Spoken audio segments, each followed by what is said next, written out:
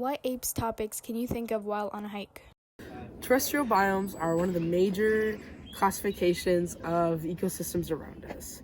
Terrestrial biomes are differentiated by temperature, climate, vegetation, and types of animals and life.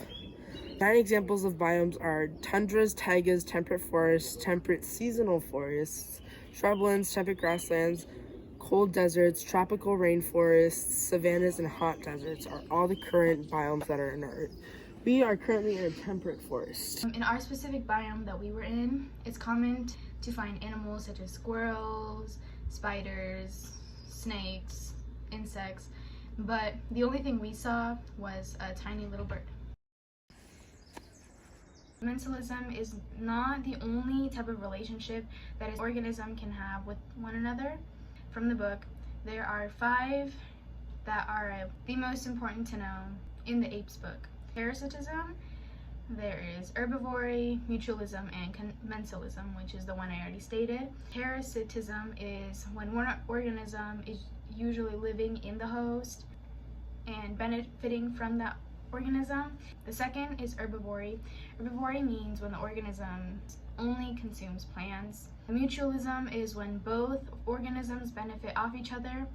One example is pollinators and flowers. Lastly, the one I already stated, which is commensalism. So on the topic of organisms, each organism has an ecological tolerance. So an ecological tolerance is a range of which an organism can survive, reproduce, and thrive. With that, there are 2 types of selected species. So there's K and R selected species. K selected species is a species that has a low intrinsic rate, meaning that it doesn't reproduce as much. An example of this are elephants or humans, and an R selected species is a species which has a high intrinsic growth rate, meaning that it reproduces a lot, such as mice, rats, bunnies as well. This can be seen through a survivorship curve. So a survivorship curve is a graph that represents a distinct pattern of a species' survival as function of age. I thought it would be important to bring the 2 thermodynamic laws. The first one is a theory that energy cannot be created nor destroyed, and the second theory is that when energy is transferred, part of it is lost through heat. Orlando thought that the 2 laws of thermodynamics were going to be difficult to connect with our topics, but I thought that they were important to know because you can actually see them all around you. So an example is through the traffic level. It's known that within each level, that only about 10% of the energy consumed from each organism is used, so about 90% of it is lost through things such as heat. In a traffic level, like a food chain, there's usually 4 levels, sometimes 5 if you include the decomposers, the detrivores, and scavengers. So the levels are primary producer, primary consumer, secondary consumer, tertiary, and then the decomposers.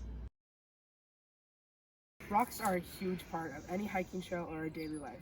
There are 3 types of rocks: igneous, metamorphic, and sedimentary. All rocks start with the basic formation of being compressed with hot magma, but what differentiates them is their conditions. Some sedimentary rock get formed by eroding over time. Igneous rock are formed by lava, and metamorphic due to its compression over time. This is most likely a metamorphic.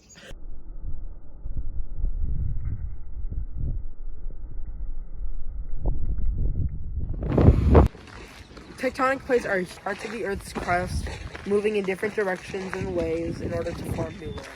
There are 3 main types of plate movements, and then there's 1 type of plate transformation. So the first 3 types are convergent plates, where one submerges into the ground. This creates mountain ranges. In America, we have the Rocky Mountain Range that is created by a convergent plate. There are divergent plates, where 2 plates separate from each other. This usually happens underneath the ocean. That's what causes the continents to separate from each other. The final transformation is transformative plates, where they go side by side. This can shift the way. Wait, there's 2 troposphere spots? The atmosphere is made up of 5 main parts: troposphere, stratosphere, mesosphere, troposphere, and exosphere. We are currently in the troposphere. Here you can see the differentiation of fog within the different layers of the atmosphere. Fog usually burns up very fast due to it being very close to the ground.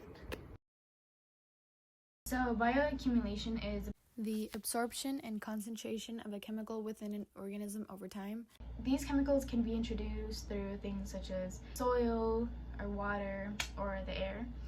Now, biomagnification is also really similar to bioaccumulation, which is oftentimes mixed up, but the difference is biomagnification is the increase of the chemical concentration in the animal tissue as the chemical moves up the food chain, as seen on figure 49.6 on the textbook. For over thousands of years, fish has been a part of the human diet, but of course, with the growing human population, fish production has increased, resulting in overfishing of many aquatic species such as salmon or bluefin tuna.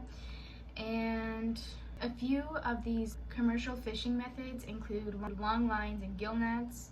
One way we have been able to kind of reduce the overfishing of many fish is through aquaculture. So aquaculture is, to summarize it, is pretty much like an alternative to catching wild fish. So a few aquaculture systems include open pen floating systems, submerged nets, pond farms, and above ground tanks. This has not only decreased how much wild fish we catch, but also has helped produce more fish, obviously, so many fish species don't go extinct. The water cycle first begins with precipitation, where some of the ocean water evaporates to the atmosphere and gets collected. Another example is from trees, respiration. Once the water evaporates into the atmosphere, it's collected in clouds. This is called condensation. Here, there's a lot of water that's been precipitated, hence the very prevalent use of clouds.